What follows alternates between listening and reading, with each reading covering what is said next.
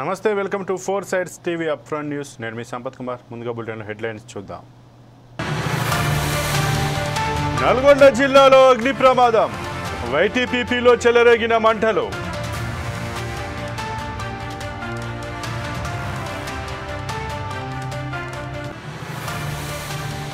కేసీఆర్ చెప్పినవన్నీ అబద్ధాలు BJP MLA Raja Singh react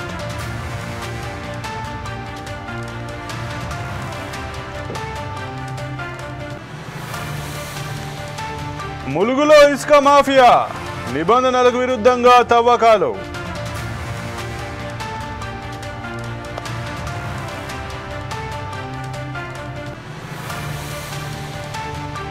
మరో 2 రోజుల్లో 10th ఫలితాలు ఈసారి సబ్జెక్టుల వారీగా మార్కులు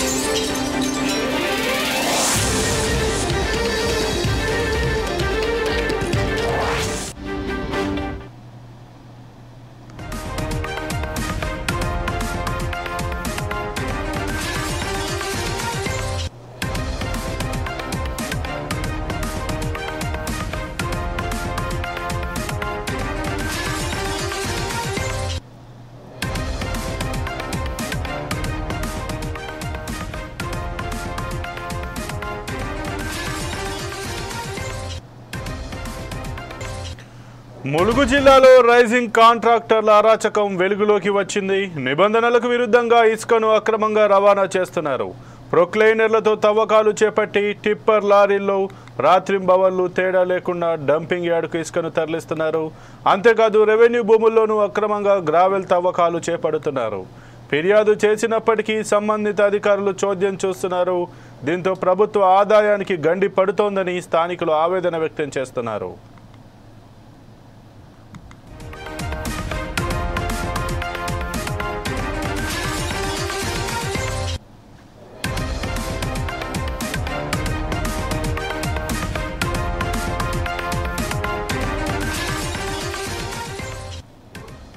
ములుగు జిల్లా మంగపేట మండలం మల్లూరులో సమ్మక్క సారక్క ఆదివాసీ గిరిజన ట్రైబల్ ఇసుక సొసైటీకి ప్రభుత్వం పలు నిబంధనలతో 3 లక్షల క్యూబిక్ మీటర్ల ఇసుకను మంజూరు చేసింది. సొసైటీ ఇసుక క్వారీలతో గిరిజనులకు ఉపాధి కల్పించే దిశగా గోదావరి నుంచి ఇసుకను మాన్యువల్ పద్ధతిలో కూలీలు మాత్రమే ట్రాక్టర్లలో లోడ్ చేసి డంపింగ్ పాయింట్కు తరలించాల్సి ఉంది. అయితే ప్రభుత్వ నియమాలను తుంగలో తొక్కి సంబంధిత అధికారుల అండదండలతో నిబంధనలకు విరుద్ధంగా ఇసుకను తరలిస్తున్నారు రైజింగ్ కాంట్రాక్టర్లు. గత 2 రోజులుగా క్వారీలో ప్రొక్లైనర్లతో ఇసుకను తవ్వించి టిప్పర్లలో లోడ్ చేసి రాత్రింబవళ్లు అనే తేడా లేకుండా డంపింగ్ యార్డుకు తరలిస్తున్నారు. అంతటితో ఆగకుండా ఎలాంటి అనుమతులు లేకుండా ఇష్టానుసారంగా రెవెన్యూ భూముల్లో రైజింగ్ కాంట్రాక్టర్లు గ్రావెల్ తవ్వకాలు జరుపుతున్నారు.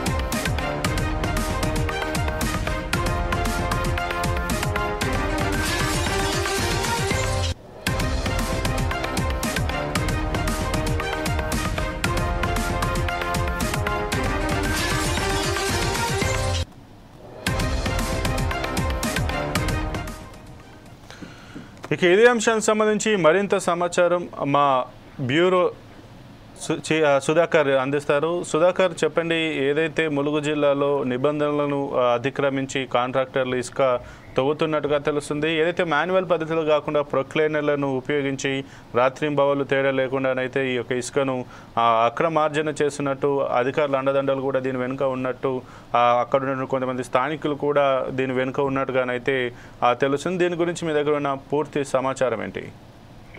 సంపత్ తెలంగాణ రాష్ట్రంలో కాంగ్రెస్ అధికారులు వచ్చిన తర్వాత ఏజెన్సీ మాత్రం ఏజెన్సీ ప్రాంతం ఉన్న వాళ్ళకి మాత్రం గిరిజనులకే జరిగింది. అయితే సొసైటీలో వాళ్ళకి సంబంధించిన వాళ్ళకి ద్వారా వాళ్ళు ఏం చేస్తారంటే కొంతమంది బినామీలు ఆ కాంట్రాక్ట్ తీసుకొని వాళ్ళ సొసైటీ తీసుకొని జరుగుతుంది. ఈ సొసైటీకి వచ్చేసి ఖచ్చితంగా ఆ గిరిజన చుట్టుపక్కల ఉన్న గిరిజనలే ఇసుకలు తీసుకొచ్చే తోడి వస్తుంది. కానీ సొసైటీకి సంబంధించిన వీరు ఎవరి కాంట్రాక్ట్ ఉంటారో ఆ కాంట్రాక్టర్ మాత్రము బడా జేసీబీలు పెట్టుకొని రాత్రి కూడా అధికారులు లేని సమయంలో ఆ జేసీబీల తోటి మాత్రం పెద్ద తోటి తవ్వకాలు చేస్తున్నారు.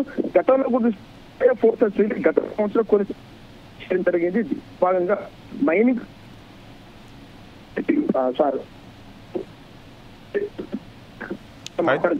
కానీ అధికారులు ఏదైనా సంవత్సరం ఫోన్ చేస్తే ఆ రోజు మాత్రమే జరుగుతున్నారు. కాంట్రాక్టర్లు రెసిడెంట్ కాంట్రాక్టర్లు కానీ ఇటు ఐటీ శాండ్ కు సంబంధించిన మాత్రం కుమ్మకై ఇసుక మాత్రం అనుకోవచ్చు.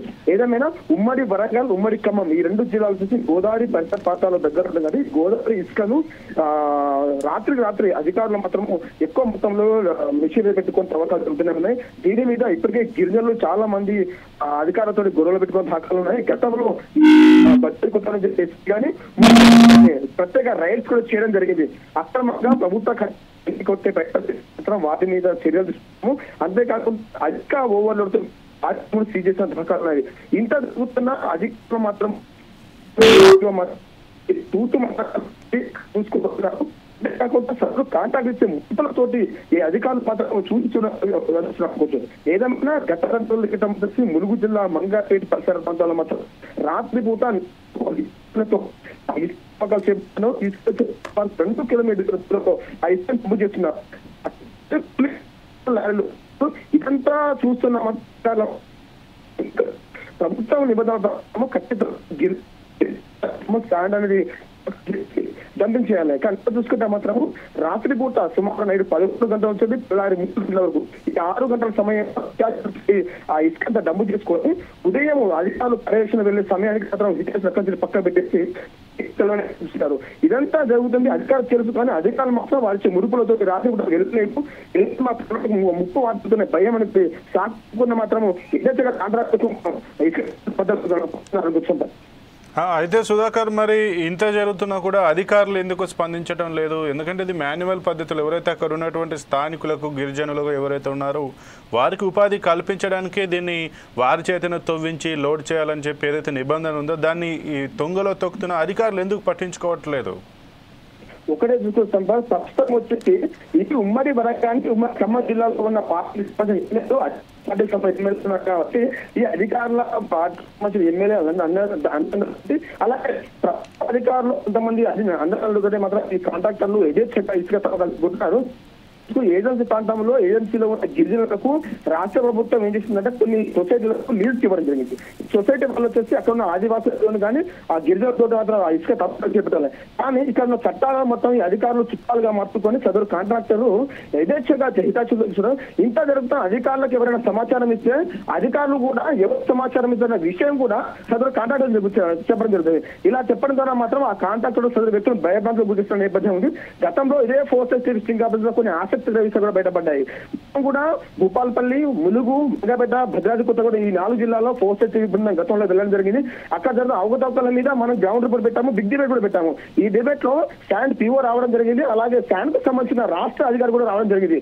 లైవ్ లో మధ్యలో వీళ్ళు భయపడి పక్కకు పోవడం కూడా జరిగింది. అంటే ఇంత తవ్వకాలు జరుగుతున్నాయి, ఇంత అక్రమాలు జరుగుతున్నాయి, ఎందుకు అధికారులు వీళ్ళ మీద చర్యలు తీసుకోవడం లేదు? రాష్ట్ర సంపదకు రాష్ట్ర ఖజానాకు గండి కొడుతున్నా అధికారులు మాత్రం తూతుమంత్రంగా రైడ్ చేయడము, వాళ్ళైతే ముడుపులు తీసుకొని పక్కకి వెళ్ళిన నేపథ్యం కనబడుతుంది. ఇప్పటికైనా అధికారులు ఖచ్చితంగా రైడ్స్ చేసి రాష్ట్ర ప్రభుత్వాన్ని ఖజానా కాపాడబోతే రానున్న రోజుల్లో మాత్రం గోదావరి పరిసర ప్రాంతాల్లో చూసుకుంటే ఇసుక అనేది లేకుండా పోతుంది. ఇప్పటికే అనుకున్నంత టీఎంసీలు కాకుండా అధిక మొత్తంలో ఇసుక తవ్వకాలు చేస్తున్నారు. వాళ్ళు ఒక కాంట్రాక్ట్ ఇచ్చిన వ్యక్తి సుమారు ఒక 10 టీఎంసీలు ఉంటే దానికి సమానం చేయాలి. కానీ ఎక్కడ ఇసుక ఎక్కువ ఉంటుందో అక్కడ మాత్రం పెద్ద గొంతులు జరుగుతుంది. ఇదే ఇసుక క్వారీలలో ఈతకెళ్లి గల్లంపై ప్రాణాలు పోకుండా సంఘటన ఉన్నాయి. ఇంత ప్రాణాలు పోతున్నా గండి అధికారులు మాత్రం తమకి ఏం జరుగుతుందో మాత్రం వేస్తున్నారు. Okay, thank you Sudhakar.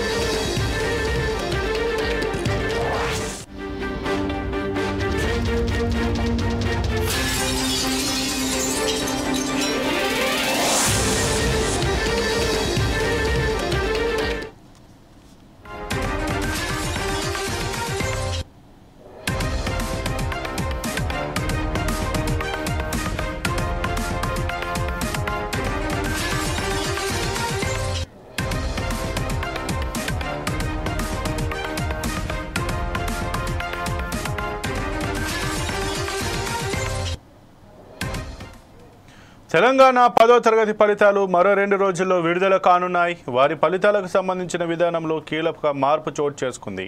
ఇప్పటివరకు కేవలం గ్రేడ్లు, CGPA రూపంలో మాత్రమే ఫలితాలను ఇచ్చేవారు. కానీ ఇకపై ఒక్కో సబ్జెక్టులో వారు సాధించిన మార్కులు, వాటికి కేటాయించిన గ్రేడ్లు కూడా మెమోలో స్పష్టంగా తెలియజేయనున్నారు. ఈ మేరకు విద్యాశాఖ అధికారులు ఒక ప్రతిపాదనను ప్రభుత్వానికి సమర్పించింది. ప్రభుత్వం సానుకూలంగా స్పందించి ఆ ప్రతిపాదనను ఆమోదిస్తూ అధికారిక ఉత్తర్వులు జారీ చేసింది. ఈ నిర్ణయం విద్యార్థులకు వారి విద్యాపరమైన సామర్థ్యాలను మరింత స్పష్టంగా అర్థం చేసుకోవడానికి తోడ్పడుతుంది. ఏ సబ్జెక్టుల్లో వారు మెరుగ్గా రాణించారో, ఏ సబ్జెక్టులపై మరింత దృష్టి పెట్టాలో తెలుసుకోవడానికి ఇది ఉపయోగపడుతుంది. ఈ మార్పుతో ఫలితాల వెల్లడికి మార్గం సుగమమైంది. విశ్వసనీయ వర్గాల సమాచారం ప్రకారం ఈ కొత్త విధానానికి అనుగుణంగా ఫలితాలను సిద్ధం చేసే ప్రక్రియ తుది దశకు చేరుకుంది. కాబట్టి రాబోయే 2-3 రోజుల్లో 10వ తరగతి ఫలితాలు విడుదలయ్యే అవకాశం ఉంది.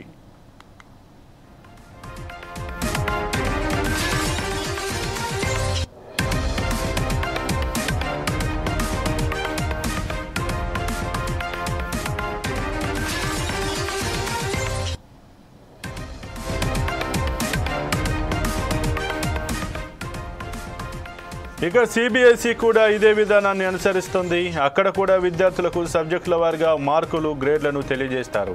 ఇప్పుడు తెలంగాణ విద్యాశాఖ కూడా ఈ విధానాన్ని అమలు చేయడం వల్ల విద్యార్థులకు మరింత సమాచారం అందినట్లవుతోంది.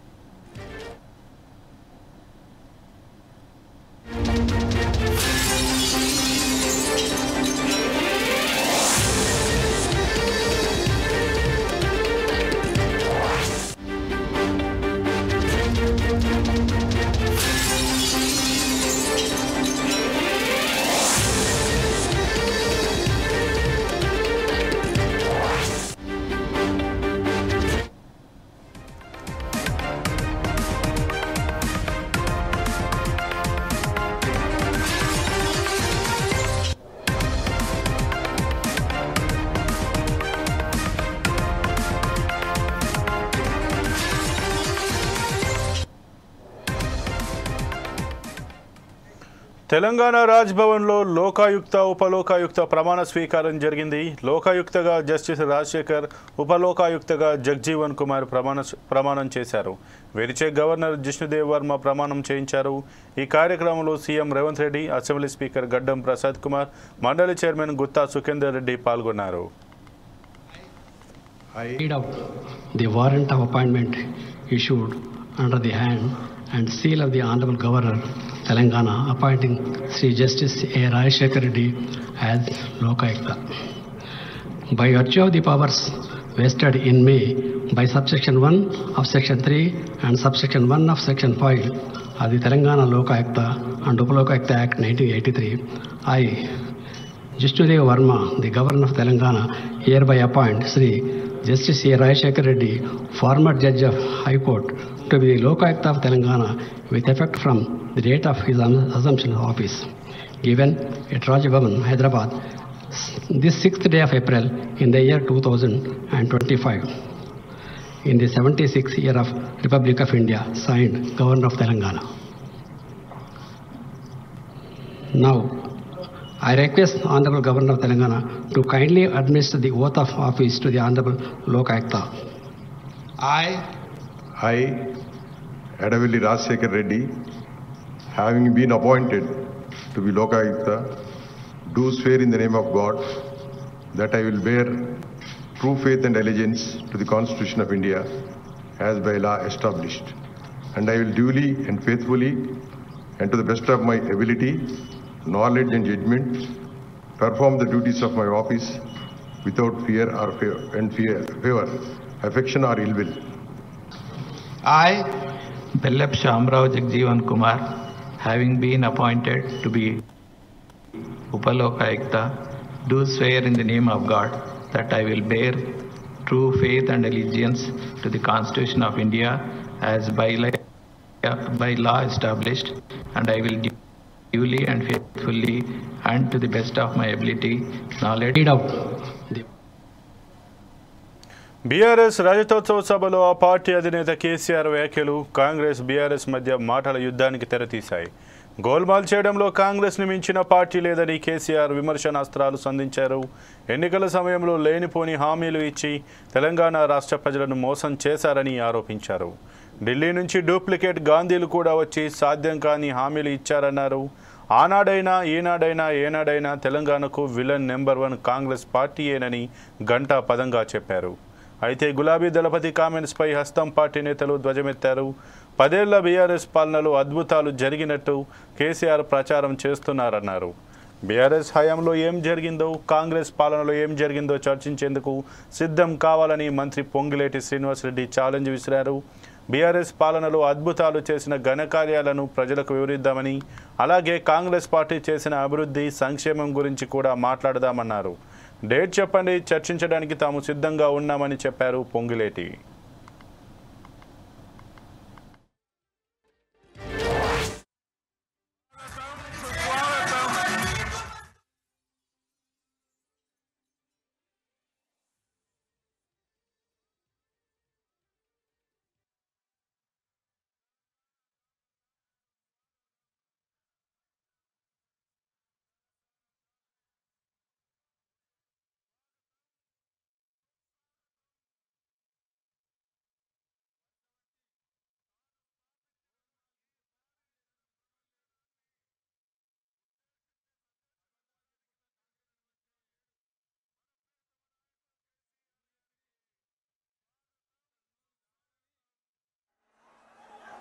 ఉన్న గాంధీలు లేని గాంధీలు డూప్లికేట్ గాంధీలు అంతా ఆనాడైనా ఏనాడైనా ఈవెన్ ఈనాడైనా తెలంగాణకు విలన్ నంబర్ 1 కాంగ్రెస్ పార్టీ అని మనవి చేస్తా ఉన్నా. మనందరికీ కూడా తెలిసే విషయం. వరుస బట్టి గోల్మాల్ దింపుట్ల కాంగ్రెస్ను మించిన వాళ్ళు లేడు, అబద్ధాలు చెప్పుట్ల కాంగ్రెస్ను మించిన వాళ్ళు లేడు. ఎన్ని చెప్పిరి ఇక్కడ ఉన్నోళ్ళు జాలరని ఉన్న గాంధీలు లేని గాంధీలు డూప్లికేట్ గాంధీలు అంతా ఢిల్లీకి కూడా దిగిరి, చప్పట్లు కొట్టి డాన్సులు చేసిన స్టేజీల మీద. ఒకటి చెప్పిండ్రా, పెద్ద మొగోడని ఒకరిని పిలిచిరట. మొగోడని మోల్కాల్స్తానికి పిలిస్తే ఎలక పిల్లని చూసి ఎల్లంకర పడ్డాడట. ఇక మా అంత సిపాయిలు లేరు, మేము తెచ్చే ఇస్తాం, 6 సందమామలు పెడతాం, 7 సూర్యులు పెడతాం అని నమ్మబలికి ప్రజలను దగా చేసి మంచిగున్న తెలంగాణ నాగం పట్టించి ఓట్లు వేయించుకొని ప్రజలను మోసం చేసిండ్రు, దగా చేసిండ్రు. ఈ మాట నిజం, మీ అందరికి తెలుసు. డేట్ మీరు ఫిక్స్ చేయండి. ఏ డేట్ మీద అసెంబ్లీ పెట్టమంటారో మీరు ఫిక్స్ చేయండి. మీరు చెప్పిన ప్రతి అంశాన్ని, అది 4 రోజులు కానివ్వండి, 6 రోజులు కానివ్వండి, 8 రోజులు కానివ్వండి, ప్రతి అంశాన్ని మీరు చేసిన ఘనకార్యాలేంటో, ఆ గొప్ప ఘనకార్యాలేంటో చెబుతూ ఈ గడిచిన 10 సంవత్సరాల్లో మీరు చేసిన ఘనకార్యాలని, ఈ 15 నెలల్లో జరిగిన అభివృద్ధి సంక్షేమాన్ని ప్రజలకి చర్చించటానికి మీరు సిద్ధమా? ఆనాడైనా ఏనాడైనా ఈవెన్ ఈనాడైనా తెలంగాణకు విలన్ నంబర్ 1 కాంగ్రెస్ పార్టీ అని మనవి చేస్తా ఉన్నా. మనందరికీ కూడా తెలుసా.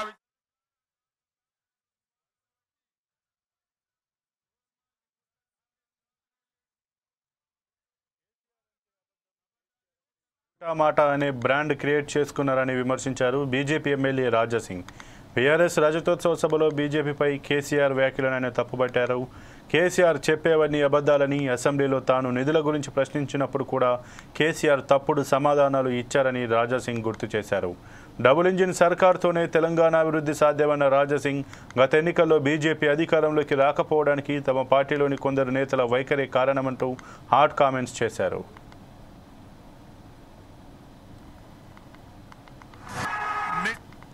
సాక్షిగా ఒక మాట అడిగిన, అసలు కేంద్రం నుంచి ఎన్ని నిధులు వచ్చినాయి? కేసీఆర్ అంటే జూటా మాట, ఇది మొత్తం బ్రాండ్ మీరు క్రియేట్ చేసుకున్నారు. ఎక్స్ ముఖ్యమంత్రి గారు ఒక మంచి బ్రాండ్. కేసీఆర్ అంటే జూటా మాట, ఇది మొత్తం బ్రాండ్ మీరు క్రియేట్ చేసుకున్నారు. ఎక్స్ ముఖ్యమంత్రి గారు ఒక మంచి బ్రాండ్ ని మీరు క్రియేట్ చేసుకున్నారు. కేసీఆర్ అంటే అబద్ధం, కేసీఆర్ అంటే జూటా, ఆ విధంగా ఒక మంచి బ్రాండ్ మీరు తీసుకున్నారు. ఎక్స్ ముఖ్యమంత్రి గారు, నేను అసెంబ్లీ సాక్షిగా ఒక మాట అడిగిన, అసలు కేంద్రం నుంచి ఎన్ని నిధులు వచ్చినాయి? ఏదైనా హిసాబ్ చెప్తారా? వైట్ పేపర్ డిక్లేర్ చేస్తారా? అంటే మీరే అసెంబ్లీ సాక్షిగా కూడా అబద్ధం మాట్లాడినారు. 0 వచ్చింది అని అప్పుడు కూడా మీరు అన్నారు. ఇవాళ ఈ 10 సంవత్సరాలు, అంటే మీ సమయంలో 10 సంవత్సరాలు 10 లక్షల కోట్ల రూపాయలు కేంద్రం నుంచి వచ్చింది. మన తెలంగాణ ఇవాళ డెవలప్మెంట్ అయిందంటే అది కేంద్రం వల్లనే. మర్చిపోయినారా? డబుల్ ఇంజన్ గవర్నమెంట్ వస్తేనే తెలంగాణ బాగుపడుతుంది. కానీ దురదృష్టం మా వాళ్ళు కరెక్ట్ లేదు. లేకపోతే ఎప్పుడో మా గవర్నమెంట్ వచ్చేది. కానీ ఏం బాధ లేదు. కేసీఆర్ అంటే జూటా మాట, ఇది మొత్తం బ్రాండ్ మీరు క్రియేట్ చేసుకున్నారు. ఎక్స్ ముఖ్యమంత్రి గారు ఒక మంచి బ్రాండ్ ని మీరు క్రియేట్ చేసుకున్నారు. కేసీఆర్ అంటే అబద్ధం.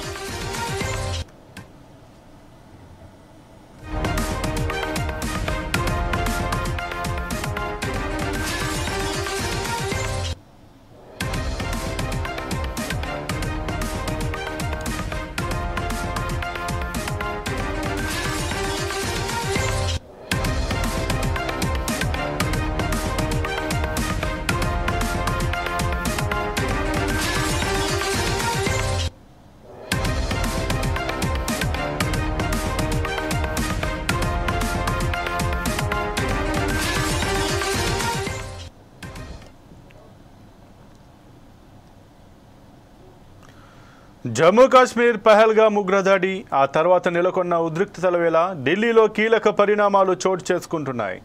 భారత్ పాక్ సరిహద్దులో టెన్షన్ వాతావరణం నేపథ్యంలో కాసేపట్లో ప్రధాని మోడీతో రక్షణ శాఖ మంత్రి రాజ్నాథ్ సింగ్ భేటీ కానున్నారు.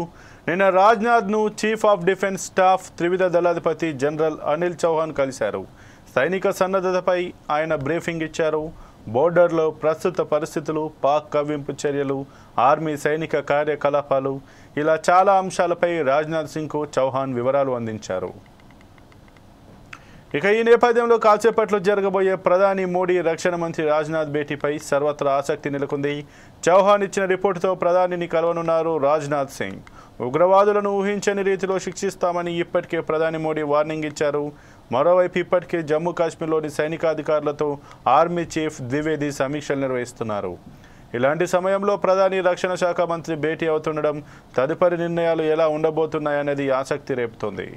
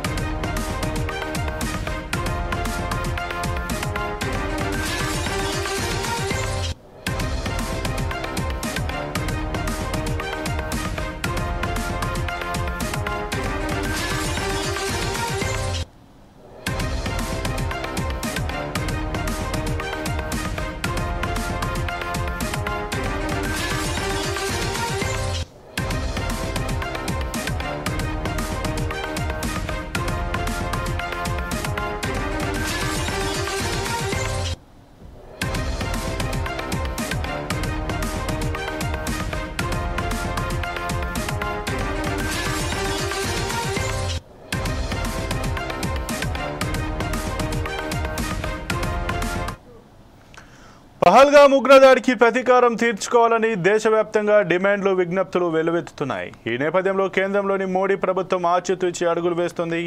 ఇప్పటికే కేంద్రం ఆ దిశగా ప్రయత్నాలు కొనసాగిస్తోంది.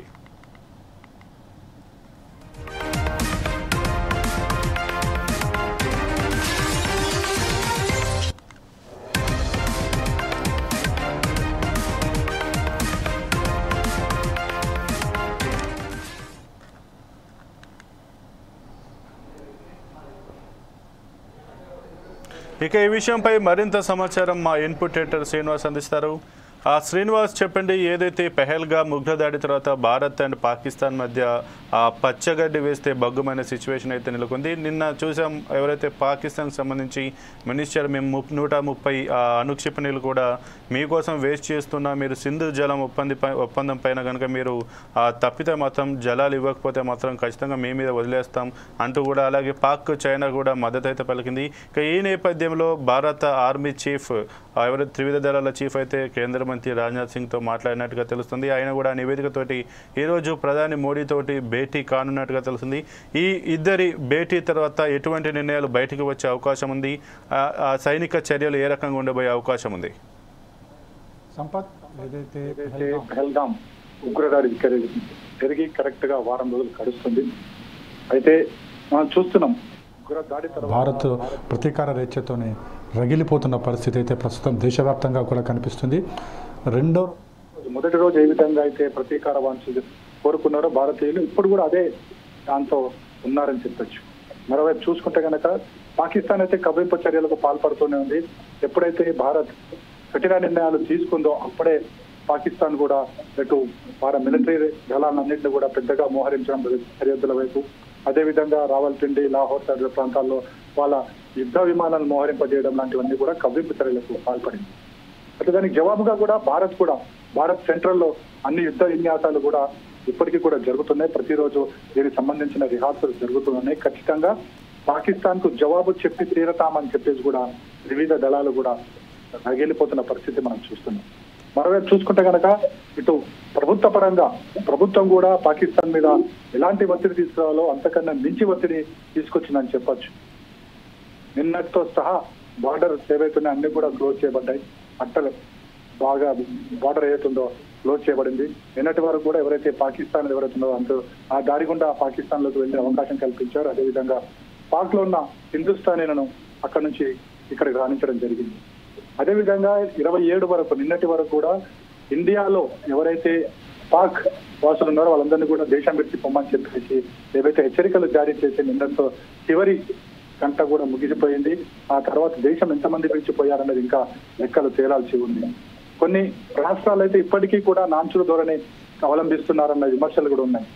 తెలంగాణ కావచ్చు, వెస్ట్ బెంగాల్ కావచ్చు, కేరళ కావచ్చు, ఇలా కొన్ని రాష్ట్రాలు కాంగ్రెస్ పాలిత రాష్ట్రాల్లో ఎవరైతే పాక్ వాసులను బయటికి పంపించేందుకు పెద్దగా ఆసక్తి చూపడం లేదు అని చెప్పేసి కూడా విమర్శలు, ఆరోపణలు వస్తున్న పరిస్థితి కూడా కనిపిస్తుంది. మరోవైపు ఏదైతే పాకిస్తాన్ మినిస్టర్ ఏదైతే హెచ్చరికలు జారీ చేశారో, ఈ నా ఒప్పందం ఏదైతే ఉందో సింధు నది ఒప్పందాన్ని వెంటనే భారత్ కనుక దాన్ని ఏదైతే ఆంక్షలు విధించిందో ఆంక్షలు వెనక్కి తీసుకోకపోతే భారత్ మీద 130 అణుక్షిపణులు రెడీగా ఉన్నాయని చెప్పేసి ఒక ఆగ్రహం ప్రదర్శించడం జరిగింది. దానికి భారత్ కూడా సిద్ధంగానే ఉంది అని చెప్పేసి కూడా మన నుంచి అటు చెప్పడం కూడా జరిగింది. అయితే మొత్తానికి చూసుకుంటే కనుక ఈ వారం రోజుల్లో ఏం జరిగింది, భవిష్యత్తులో ఏం చేయబోతుంది భారత్ కానీ కేంద్ర ప్రభుత్వం కానీ అనే అంశాల మీద ఈరోజు ప్రధాని మోడీతో రక్షణ శాఖ మంత్రి రాజ్నాథ్ సింగ్ భేటీ కాబోతున్నారు. ఈ వారం రోజుల్లో ఏం చేశాము, ఇంకా ఏం చేయబోతున్నామన్న అంశాలన్నిటి మీద కూడా చర్చించబోతున్నాం. ప్రధానంగా ఏదైతే మోడీ కావచ్చు, లేకపోతే రక్షణ శాఖ మంత్రి రాజ్నాథ్ సింగ్ కావచ్చు, ఏవైతే స్టేట్మెంట్స్ ఇచ్చారో ఖచ్చితంగా ప్రపంచమంతా ఆశ్చర్యపోయే రీతిలో తాము చర్చ తీసుకోపోతున్నామని ఏదైతే స్టేట్మెంట్ ఇచ్చారో ఆ స్టేట్మెంట్ కి అనుగుణంగా అడుగులు వేయబోతుందని మాత్రం ఇక్కడ స్పష్టంగా కనిపిస్తుంది. ఇప్పటికే ఆంక్షలు అయితే కఠినమైపోయాయి. అదేవిధంగా పాకిస్తాన్ కి మద్దతుదారుల సంఖ్య చైనా మినహా పెద్దగా ఇంకా ఏ కంట్రీ కూడా ముందుకు రాని పరిస్థితి ఉంది. చైనా అంతర్జాతీయ స్థాయిలో ఒంటరి అయితే అయిపోయింది. ప్రధానంగా ఏదైతే ఉగ్రవాదాన్ని పెంచి పోషించిన విషయంలో అమెరికా కూడా పాకిస్తాన్ ని తప్పుపడుతున్న పరిస్థితి కనిపిస్తుంది. సో ఇలాంటి పరిస్థితుల్లో పాక్ ఒంటరైంది. కేవలం చైనా మినహా ఇంకెవరు కూడా మద్దతు ఇచ్చే అవకాశం కనిపించడం లేదు. మరోవైపు భారత్ కు మద్దతుదారుల సంఖ్య ప్రపంచవ్యాప్తంగా అనేక దేశాలు ముందుకు రావడం జరిగింది. అవసరమైతే అన్ని రకాలుగా కూడా సాయం అందించేది ముందుకు వస్తామని చెప్పడం జరిగింది. సో ఇప్పుడున్న పరిస్థితులు, ఈ వారం రోజుల్లో తీసుకున్న చర్యలు కావచ్చు, కూంబింగ్ ఆపరేషన్స్ కావచ్చు, ఎంతమందిని మట్టు పెట్టింది కావచ్చు, ఎన్ని ఇళ్లను ఉగ్రవాదులు ఎన్నింటి ధ్వంసం చేయడం కావచ్చు, అదేవిధంగా పిఓకేలోకి ఎలా వెళ్ళాలి అన్న దాని మీద ఒక ప్లాన్ కావచ్చు, ఇలా ప్రతి అంశాన్ని మీద కూడా రాజ్నాథ్ సింగ్ ప్రధాని మోడీతో చర్చించబోతున్నారు. భవిష్యత్ కార్యాచరణ ఏ విధంగా ఉండాలి అని మోడీ ఒక డైరెక్షన్ కూడా ఇవ్వబోతున్నారు.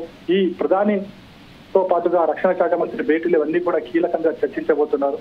ఈ కీలక నిర్ణయాలు, మరికొన్ని కీలక నిర్ణయాలు వచ్చే అవకాశం ఉందని చెప్పేసి కూడా తెలుస్తుంది. ఒకవేళ అదే జరిగితే కనుక యుద్ధానికి భారత్ కూడా సన్నద్ధంగానే ఉందనే మాత్రం ఒక సిగ్నల్స్ అయితే పంపించడం జరుగుతుంది. సంపత్ అయితే శ్రీనివాస్, ముఖ్యంగా ఇప్పుడు ఏదైతే ఈ ఒకవేళ యుద్ధ కవింపు చర్యలకు పాక్ పాల్పడుతుందో, మనం నిన్న చూసాం ప్రధాని మోడీ కూడానైతే ఉగ్రవాదం పైన ఎటువంటి ఉపేక్షించలేదు. ఖచ్చితంగా దేశం కూడా దానిపైన ఈ దుశ్చర్య పైన రగిలిపోతుంది. దీన్ని మేము ఖచ్చితంగా అంతమొందించి తీరుతాం, దానికి ఎటువంటి చర్యలు తీసుకోవాలని దాని మీద ప్రధాని కూడానైతే తీవ్రంగా వ్యాఖ్యానించినట్టుగా, దీన్ని మేము తీవ్రంగా పరిగణిస్తున్నట్టుగానైతే చెప్తున్న పరిస్థితికి ఈ నేపథ్యంలో మనకు కొన్ని వివిధ దేశాల నుంచి కూడా, ముఖ్యంగా రష్యా కావచ్చు, యుఎస్ కావచ్చు, ఇజ్రాయెల్ కావచ్చు, తదితర దేశాల నుంచి కూడా మనకు పెద్ద ఎత్తున సైనిక సహకారానికి సంబంధించి ఆయుధాలు సమకూరుస్తున్నట్టుగా కొన్ని వార్తలు అయితే వస్తున్నాయి. వీటిలో ఎంతవరకు వాస్తవం ఉందంటారు? ఒకవేళ యుద్ధం కనుక జరిగితే భారత్ పాక్ను ఏ విధంగా ఎదుర్కోబోతుంది? నష్టం ఎవరికి ఎక్కువ జరిగే అవకాశం ఉంది? సంపత్, ఈ ఆయుధ సహకారం విషయంలో మాత్రం భారత్ కి ప్రపంచంలోనే చాలా దేశాలు ముందుకు రావడం జరిగింది. ఇజ్రాయెల్, రష్యా, ఉక్రెయిన్, అమెరికా, ఇలా చూసుకుంటూ పోతే కనుక అరబ్ కంట్రీస్ నుంచి కూడా పూర్తి స్థాయిలో సహకారం అందిస్తామని చెప్పేసి కూడా భారత్ కు ఆల్రెడీ ప్రధాని మోడీ కూడా ఫోన్ లో చెప్పడం జరిగింది. కానీ భారత్ ప్రస్తుతం అయితే ఎవరి సహకారం కోరుకోవడం లేదు. ఎందుకంటే భారత్ దగ్గర ఉన్న ఆయుధ సంపత్తి చాలా ఎక్కువ. పాకిస్తాన్ మట్టుబెట్టాలంటే క్షణకాలం సరిపోతుంది అని చెప్పేసి ఆల్రెడీ ఇప్పటికే కేంద్ర మంత్రులు పదే పదే వచ్చిన పరిస్థితి కనిపిస్తుంది. ప్రతి రంగంలో కూడా, ఏదైతే సైనిక రంగంలో కావచ్చు, యుద్ధ విమానాల రంగంలో కావచ్చు, ట్యాంకర్ల విషయంలో కావచ్చు, ఒక్క అణ్వాయుధం విషయంలో తప్ప అన్నిట్లో కూడా భారత్ పాకిస్తాన్ కంటే 4-5 ఎక్కువగానే ఉంది. అణ్వాయుధ విషయంలో కూడా భారత్ తక్కువేం లేదు, భారత్ అంతకన్నా ఎక్కువగానే ఉంది. కానీ వాళ్ళ దగ్గర అణుబాంబులు ఏవైతున్నాయి కొద్దిగా మనకన్నా ఎక్కువగా ఉన్నాయి, అంతకు మించి వేరే ఇంకేమీ లేదు. కానీ ఈ మధ్య పాకిస్తాన్ 2 రోజుల క్రితమే పాకిస్తాన్ తమకున్న PL-15 విమానాలను పంపిస్తున్నట్లు కూడా, సహకారం అందిస్తున్నట్లు కూడా చెప్పడం జరిగింది. చైనా ఎన్ని సహకారాలు అందించినప్పటికీ కూడా భారత్ దగ్గర ఉన్న ఆయుధ సంపత్తి పాకిస్తాన్ మట్టుబెట్టడానికి 10 నుంచి 15 నిమిషాలు సరిపోతుంది అని చెప్పేసి భారత్ లో ఉన్న సైనిక వర్గాలు చెబుతున్నాయి. సో ఇప్పుడున్న పరిస్థితుల నేపథ్యంలో పాక్ కనుక కవ్వింపు చర్యలకు పాల్పడితే ఖచ్చితంగా జవాబు చెప్పి తీరుతామని చెప్పి కేంద్ర ప్రభుత్వం కూడా రెడీగా ఉంది. అయితే మొదటి స్ట్రైక్ మన నుంచి ఉండదు అనేది మాత్రం స్పష్టంగా తెలుస్తుంది. పాక్ నుంచి మాత్రమే అలాంటి చర్యలు దిగితే అప్పుడు జవాబుగా భారత్ కూడా రంగంలో దిగబోతుంది, పాకిస్తాన్తో యుద్ధం చేయబోతుంది. అది ఎక్కడి వరకు అనేది కూడా ఈసారి పాకిస్తాన్ కూడా అంత చిక్కని పరిణామంగా ఉండబోతుంది. ఎందుకంటే గతంలో చూసిన యుద్ధంలో లాహోర్ వరకు వెళ్ళిన తర్వాత అప్పుడు శాంతి చర్చల పేరుతో లాహోర్ వరకు తిరిగి ఇచ్చేయడం కావచ్చు, 10,000 మంది సైనికులు, పాక్ సైనికులను బందీగా చేయబడేది, ఆ బందీలుగా ఉన్న పాక్ సైనికులు కూడా వదిలివేయడం జరిగింది. కానీ ఈసారి అలా ఉండబోదు అని చెప్పేసి భారత్ గట్టిగా హెచ్చరికలు జారీ చేస్తుంది. ఈసారి పాకిస్తాన్ లోకి వెళ్తే గనక ఖచ్చితంగా ఆ భూభాగం అంతా కూడా భారత్ ఆధీనంలోకే వస్తుంది, ఖచ్చితంగా తమ ఆధీనంలో తీసుకుంటాం, ఎట్టి పరిస్థితులు కూడా వదిలేది లేదు అని చెప్పేసి భారత్ స్పష్టమైన ఆదేశాలు చెప్పడం జరిగింది. సో ఇప్పుడున్న పరిస్థితుల్లో యుద్ధానికి ఎవరు కాలు దూవుతారో చూడాలి. భారత్ మాత్రం ఖచ్చితంగా ముందైతే వెళ్ళదు. పాకిస్తాన్ నుంచి కవ్వింపు చర్యలు కానీ, పాకిస్తాన్ నుంచి ఫస్ట్ స్ట్రైక్ జరిగితే కనుక దానికి జవాబుగా భారత్ ఇవ్వబోతుంది. Sampath. Okay, thank you Srinivas.